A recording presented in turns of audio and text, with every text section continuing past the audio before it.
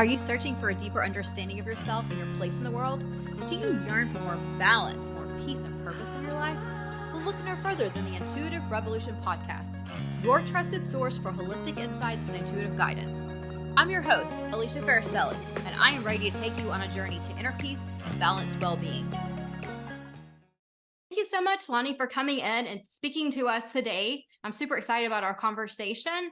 We're going to have all kinds of cool stuff we're going to talk about. So your journey from a lawyer to a clinical and quantum healing hypnotherapist is fascinating.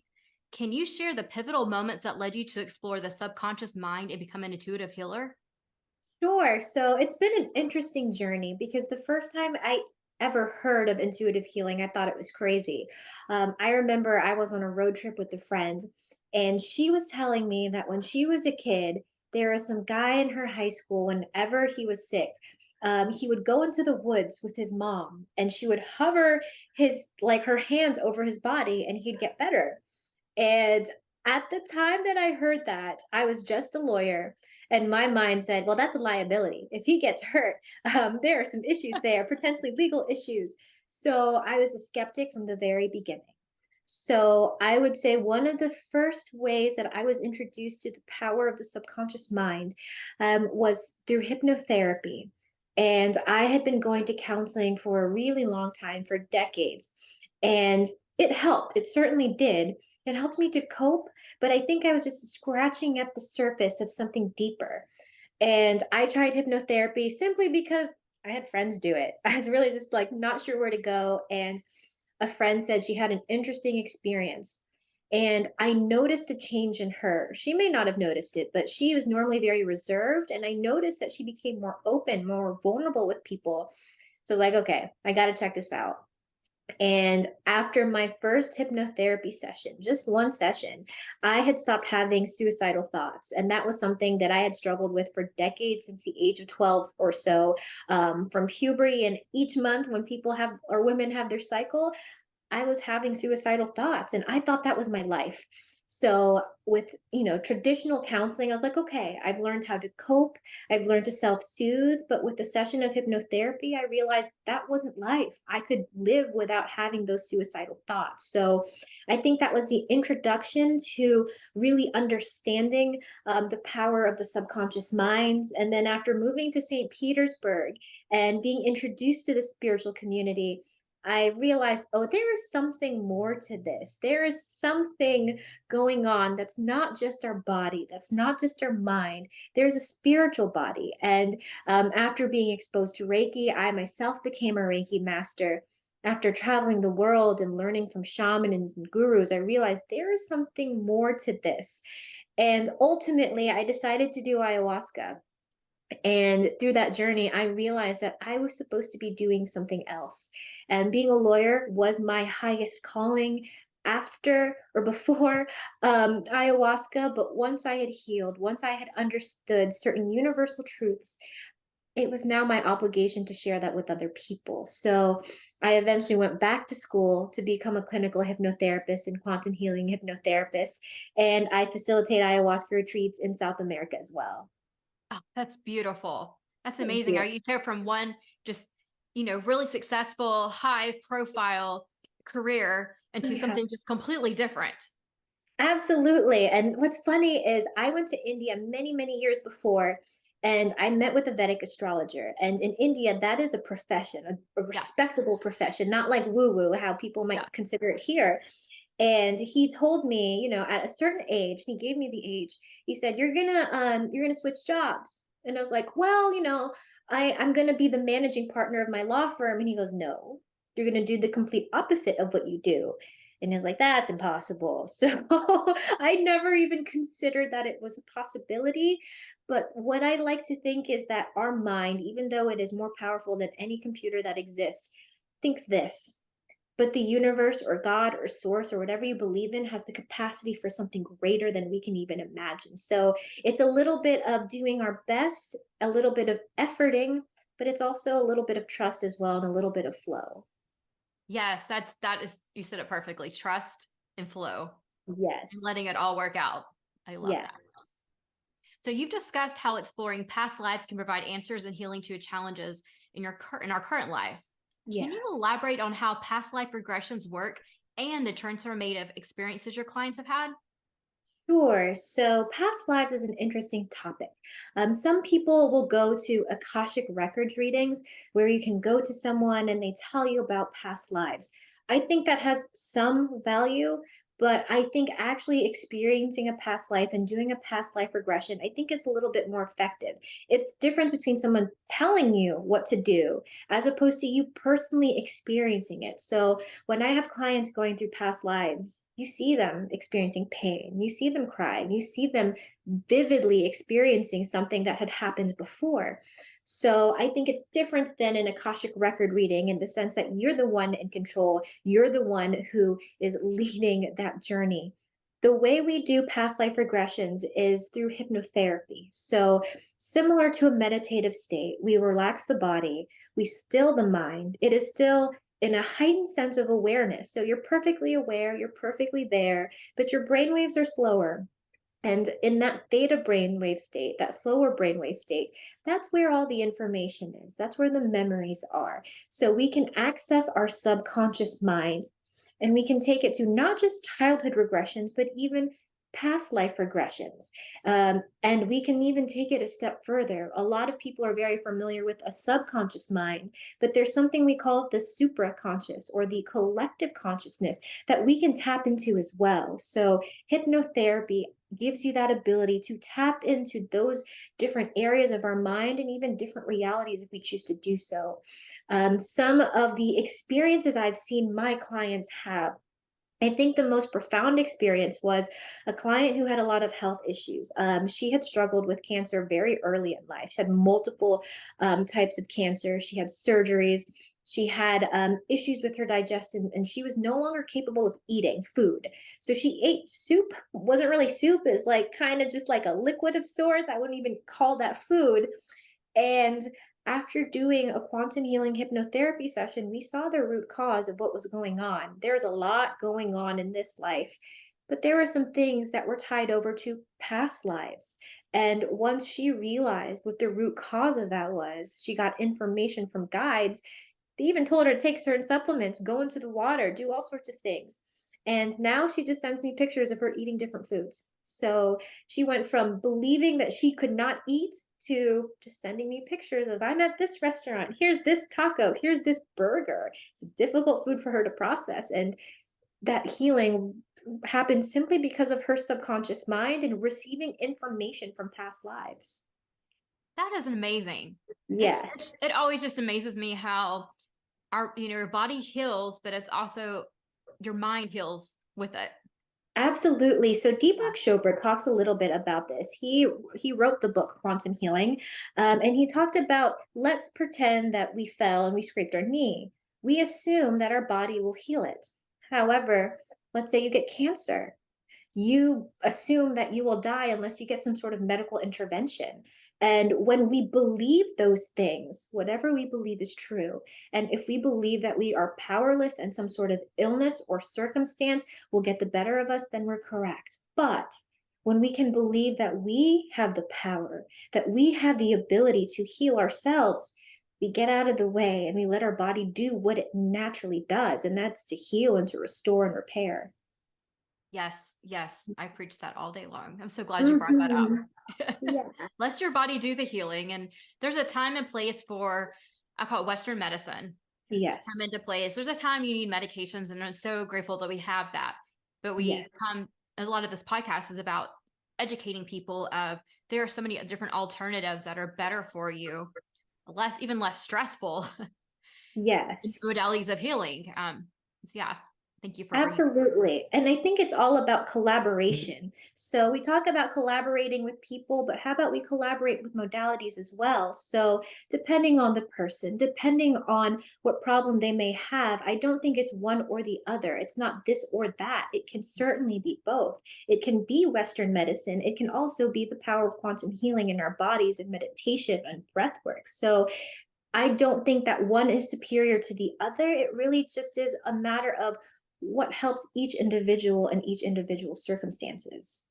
Absolutely. And we're Yeah. so thankful and blessed. We're at a time of, and our, this current life that we have both those available to us. And that's Hmm. why everybody's kind of awakening up to go back to more natural, holistic, you know, patterns of Yeah. healing and then combining those together. So I think it's just a cool time that we're actually Yeah, experiencing all of that. Yeah. absolutely. Yeah. So there's often controversy surrounding past life regressions, as I'm sure Mhm. that you have witnessed yourself. How do you address skeptics and provide evidence or insights that suggest their validity as a healing motive? Sure. So there are some people who do not believe in past life regressions.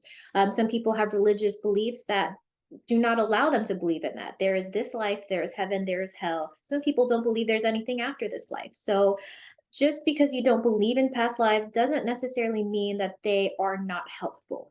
I like to tell people about a client I had who insisted that she was Catholic. And she came to me with a specific issue. She had issues with vulnerability, specifically with men, insisted she was Catholic. And she ends up going into a past life where she was in some village in South America, and the conquistadors betrayed her family and her village, and she ended up dying. And that was her session. It was a past life regression that she had no intention of going into, but she went into as well. And after that session, she did find a lot of healing. She was being more vulnerable with not just men, but people in general. So it was helpful. What can we say about past lives? If you look at it from a spiritual perspective, there is not just the trauma we experience in this life, but trauma that we may carry on from our ancestors and trauma we may carry on from past lives. So, past life regressions are a way to heal those things so they no longer carry on into this life. If we look at it from a perspective where there's no such thing as past lives, sometimes people believe that it is easier to look at it from an outside perspective. I'll give you an example. Okay. It may be easier to look at Cleopatra and her being betrayed and her having issues instead of being me and my mom and dad hurting me and harming me. So we can look at a different type of life that's a little bit more removed from what we are experiencing now, learn the lesson, and then maybe slowly apply it into this life because it is too hard to look at our reality right now. So, whether you believe in past lives or not, even if people ask me for past lives or not, sometimes it happens, even if it's not our intention. I always say in hypnotherapy, our subconscious mind, our source, God, whatever it is you believe in, shows us what we need to see. Yes. Yeah. Yes. Especially we have the intention of coming in and wanting healing. It's I feel like I call it divine source shows up and Yeah. he's like, this is how it's gonna get done. I don't Yes. care what you believe, but this is how we're gonna get you healed. Yeah. Absolutely. So there is, and that's so interesting that you bring that up because as that healing occurs, you start to see similarities and patterns of what people say. And a lot of the things that people have in common when they access source, and this is one of these things that people point to as proof that there is some sort of source, is I do ayahuasca retreats, I do these hypnotherapy sessions, and people start talking about love and that being real and everything else not being reality. That is make believe. It's a figment of our imagination, but the true source of who we are is love. I don't prompt people to say that. I don't sneak that anywhere and try to get them to say it. But when you clean people of what makes them ill, that trauma, that anxiety, that depression, whatever it may be, people speak the same truth. Because it's inside of us. That's Absolutely. what we are and what we're made to be. Yeah. It's just pure love. So Absolutely. yeah. So astral travel coupled with energy healing is a very unique concept. Um, can you explain how these two practices can be harnessed into personal healing and spiritual growth? Sure. So, as a Reiki master, what we typically do is a person comes to us. It can be virtual or they can come in our actual office, and we do Reiki on that body. We see what's misaligned, we see what's not flowing, and we work with the body that exists in front of us or before us now. But what I've come to find is that we can astral travel, which means placing your consciousness where your physical body is not. And we can find a time and a place that's more appropriate for our healing. It could be an inner child, it could be someone from a different dimension. and we go to that body and we send energy there. We send light there. We send love there. And when we can send light and love into that specific time, that specific body, it will ripple into our own timeline and we will receive the benefits of it now. So, the way I came to realize that that could be a practice is when I was doing my Reiki master training, I was taught you can do Reiki to anyone, anywhere. And I was like, anyone? She's like, anyone. I'm like, anywhere? She's like, anywhere? I'm like, anytime? They're like, yeah, I guess that's possible anytime. So what I have did for my own energy practices in my meditation, I attempt to do astral travel and I say, take me to the place of my highest good. And it may take me to different moments of my childhood, that little girl that needed that light, that needed that love, that needed to even express anger. She needed space to hold someone to hold space for her. And when I do that, and I send that light and that love there, I start to see different parts of my own timeline differently. So, for example, there have been memories that have haunted me, memories of trauma, memories of abuse. And now, even when I attempt to think of them, there's like a little pink haze around me and like little butterflies. And I realize that I have always been protected. And even though there have been really difficult things in my life, there is part of me that is never touched, that is never affected, and that is guided. So, with that energy healing, not only can we do it for the energetic body now, but we can send that love, that light, that wisdom we have now as older adults, and we push it into different parts of our timeline. Yes. I love Yeah. that. And I have it, it's so hard because I do energy work, most of it mine is distantly with clients too. Yeah, And it's hard to explain like it does work this way until they actually experience it. absolutely. It's just So such a it's hard always, thing for mine. Yeah. yeah, it's hard to imagine. It's easier to understand when you experience it. It's just like driving a car. If you teach someone to drive a car by reading a book, they understand the general principles and the concepts, but once they get behind the car, that's when they understand what it's truly like to drive. So I get that some people they have difficulty meditating, they have difficulty entering that space, which is why hypnotherapy is a helpful tool. Is it is basically a way to get you to become more comfortable with the subconscious mind, astral traveling, because it does require a certain level of surrender. There's a level of releasing of control. For many people, that's not easy. So hypnotherapy is a good way to have that experience if you don't have a strong meditation practice on your own. Yes. I love that. Thanks for sharing that. Yeah. Yeah. So, as a clinical and quantum healing hypnotherapist, what are some common challenges or issues that your clients seek assistance with? And how do you guide them through the healing process? It's interesting because it comes in waves. I get different issues, like, but then a large group of people come. So, very recently, I've had many clients come to me saying that they don't know what they want to do with their lives. They feel stuck. They say that they have all these different talents, all these different gifts, but they don't know how to combine them into a labor of love, a work for their life that gives them passion. So, I would think that's currently one of my common concerns. I get a lot of people who have weight loss issues and they struggle with realizing it has nothing to do with your weight. They eventually come to learn that, but they think it's the food, they think it's their patterns or behaviors of how they live their life, but it's like perhaps it's something deeper. I also have a lot of people who deal with anxiety and depression. Life is not easy. So I think that anxiety and depression are a natural consequence of what's going on in our world now. And how I help them, I think it's slightly different than life coaching. I Mhm. don't talk at you. I help you uncover your own wisdom. And being a lawyer, we go through something called the Socratic method, where they don't feed you information. They ask you questions so that you can acquire that information on your own. It teaches you how to think. So I try to apply something similar to the Socratic method, and I will ask you the questions. I'm also a medium, and I can speak to you and communicate with your guides. So I receive guidance from them And I ask you the question so that you can find that wisdom, you can find that truth instead of relying upon me. So I really consider myself more of the opportunity. I am not the person that will heal you. I provide the opportunity, I provide the space, I provide the inquiries that help you to heal. But ultimately, it's that person in the seat, that client, the person truly providing the healing, and not really me. Yeah, it's cool. I love that you say that because I feel like we have almost a split of I call it healers that realize we're just mediums, a Yes. tool. We're just an intermedium to get to. Mhm. It's really just a conversation going on between the two of them. We're just this person that intercepts it, is able to read through Absolutely. it.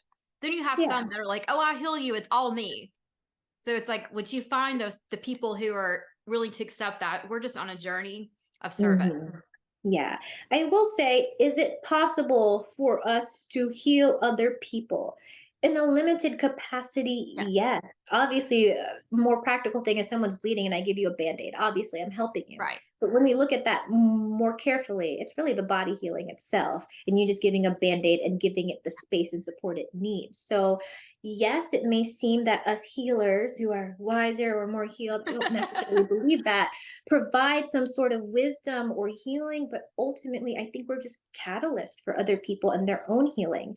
And whatever healing you think you are providing or giving to someone, I think it's temporary. We really have to understand that it's within ourselves and not relying upon other people.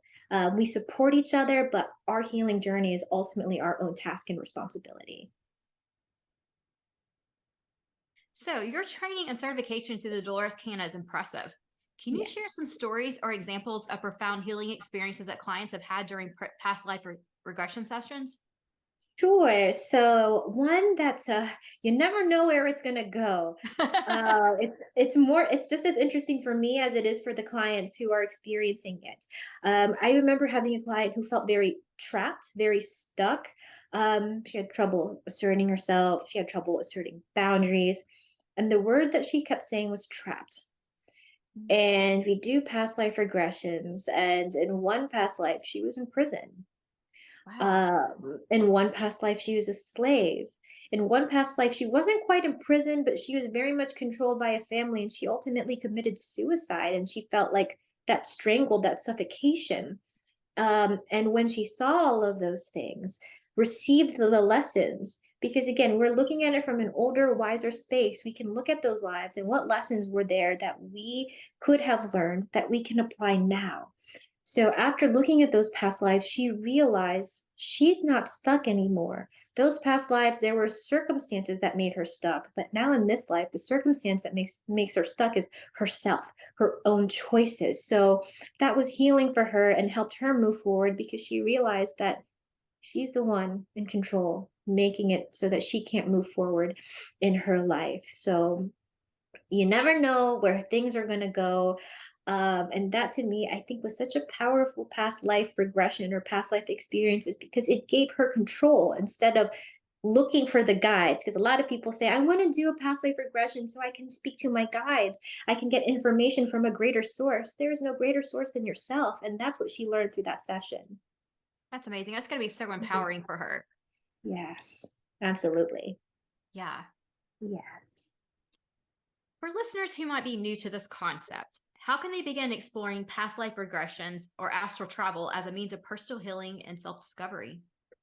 Sure. So it all starts with that awareness, right? So looking inward, so practicing meditation and being aware. So one easy way to practice an astral travel that's very simple is imagine yourself looking at yourself. So maybe you're in a room, you have your eyes closed. Now imagine what it's like to look at yourself. Now imagine yourself from different parts of the room. And we talk about, oh, it's just an imagination, you're making things up. It's the exact same part of the brain. So that's the part of the brain that we activate when we do past life regressions. It's the same part of the brain that we activate when we are doing astral travel. And eventually, the more you lean in, the more you practice, the easier it becomes. So I'll say I had an unfair advantage. Part of my coping as a child after it being raped and being abused was I could dissociate from my body. I was like, up very quickly, up, I'm watching myself, I'm leaving a room. And I would say that was probably an advantage to the extent that I could astral travel. That was a natural thing for me to do. But for those of us who don't have that, really just practicing looking at ourselves, looking at a different room that you're already familiar with. And then eventually, as you grow that, you can say something as simple as, take me to the place of my highest good. And your subconscious mind, along with your guides, will show you what you need to see and bring you to where you need to go. That's amazing. It's so cool that you can actually just do this on your own. And Yes, the tools are available for anyone when they want to open up and be open to them. absolutely. Yeah. So, what role does Reiki and energy healing play in your holistic approach? And how do these practices support your clients' well being and spiritual journeys? Sure. So Reiki and energy healing is something that we always do, whether we realize it or not. I'm going to give you a really simple example. Let's say that you are walking past a stranger and you smile, genuinely and sincerely smile. You are giving them a certain energy. You are giving them something without necessarily speaking to them. That energy is carried over and it's transferred. So even if someone doesn't come to me for a quote unquote Reiki session, you're still providing that energy healing to them. But another way that we can actually apply it is in different hypnotherapy sessions when they're experiencing these past life regressions or childhood regressions.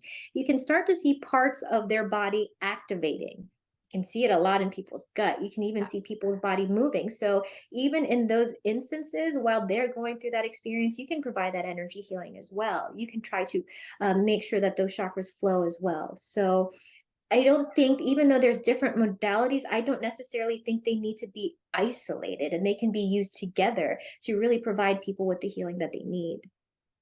Yes, I'm so glad you touched on that because one modality works in with other modalities to create Yeah. a much better healing process for it. Yes. And some people need Absolutely. something at one time. Some days I need something. Some days I want like breath work. I'm like, my body's like craving breath work. I know I need to release something. Mhm. This is like I Yeah. need to do some Reiki on myself. Some days I just need to meditate and call in my guides, which every day I need that. But Yeah. it's like you can feel that in your body. And I always tell people like, what is your body telling you? What is it craving? Absolutely. What do you need at the time? Yeah. Yes. So you've trained with shamans and gurus around the world, which is amazing. How have these experiences influenced your approach to healing, your perspective on the infinite power within all of us? Ooh, what I've realized is even though we use different modalities, we use different words, the core of what everyone does is relatively similar, is that there is something within us that is divine, for lack of a better word. There is something within us that is divine. And whether it is shamans in the Andes spitting on you, making you hold rocks, whether it's Reiki and you're hovering over someone's body, or if you're doing breath work or you're doing any type of practice, what we're really trying to do is tap into something divine. And some people look at tapping into something divine as something outside of ourselves. But all of these practices collectively are trying to access something that exists within the human body, that exists within ourself. So what I've come to find is similar to the what we were talking about with the different modalities, they are all different modalities trying to accomplish the same thing. And when I realized that, it kind of gave me the freedom to explore my own gifts and my own talents. So, what I do may not look like what other people do. There are so many different Reiki masters, and we practice in so many different ways. Even quantum healing. I studied with Dolores Cannon's program, but I also studied with the Institute of Interpersonal Hypnotherapy. And what I do probably looks nothing like what they show us to do. And it's really about gathering the information, whether it's from Dolores Cannon, an institute, a shaman, a guru, taking that and learning how to cultivate your own gifts so that you have that own your own unique way of helping yourself and helping others around you. Yes. Yes. Yeah. I just keep saying yes. It's really everything you're saying. I'm like, yes, preach on, preach on, preach on. Yes, I love it. So, looking ahead, what is your vision for the future of holistic wellness and spiritual exploration? And how do you envision more individuals tapping into their inner potential for healing and transformation? My hope for the future is that we're no longer considered an alternative. I'll give you an example. I do ayahuasca retreats, and that's considered alternative medicine, but ayahuasca has existed long before Western medicine and CVS and Walgreens. Uh, we even talk about Reiki and energy healing. and that being considered an alternative medicine. Out of curiosity, one day, my family is very religious, so looked up. There's a Bible where you can search for things. Try searching laying of hands, and you will find many instances where people anointed people with oils to heal. Many people laid their hands above other people and provided healing. So I think a lot of people see the spiritual community and what we have to offer as woo woo as something that's alternative and different and new. I think it's tapping into something that we have already known. And in terms of individual healing and accessing that own power, hopefully in the future with spirituality and understanding that we can tap into something divine, we learn to trust ourselves. We learn to access our unique gifts and talents so that we can help other people. Yes, that's all about helping other people, Yes, bringing the world, bringing love to others. absolutely. Well, thank you so much. I learned so much from this conversation. I know our listeners are going to love this. Um, all your information will be in the show notes, so they can people can reach out to you if they want to schedule a session in person Yeah, in St. Petersburg area or virtual. So, yeah. yes. Again, thank you so much. Yeah, thank you for having me. It was a pleasure.